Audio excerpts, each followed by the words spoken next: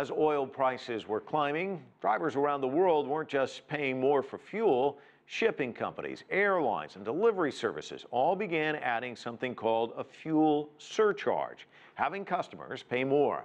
Now that oil prices have dropped, you'd think that those fuel surcharges would also go down, but you'd be wrong. In fact, international shipping giants FedEx and UPS just announced they're raising fuel surcharges. CCTV's Roee Ruttenberg has insight. For the second time this year, FedEx is boosting fuel surcharges.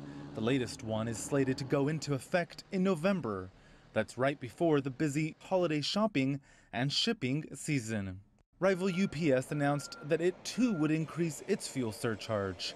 That's despite a plunge in the price of diesel fuel used by transport trucks and jet fuel used by courier planes.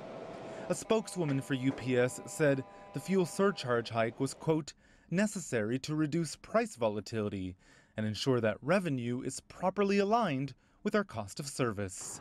Critics are calling the moves greedy.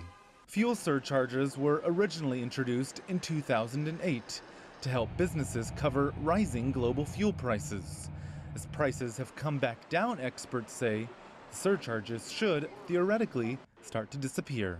It's about time for some of those businesses that use that fuel surcharge to cover for the added expense of fuel to pass along some drop reflective of the big drop in commodities and gasoline and jet fuel that we've seen over the last several months.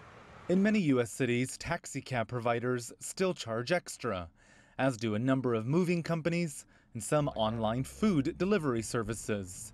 But it's commercial airlines that have been among the most visible surchargers. As the airline industry has now found out with their bag surcharge, it's very lucrative to have these surcharges that make your prices appear competitive, but at the same time nickel and diming customers and clients. Last month, an association of travel agents sent an open letter to the airline industry, accusing carriers of, quote, shamelessly manipulating the transparency of the ticket price.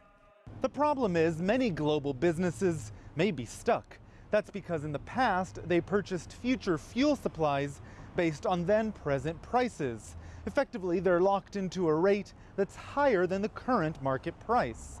Executives say that makes it difficult, if not impossible, to keep up with the drops, especially when they may not last. Roee Ruttenberg, CCTV in Washington.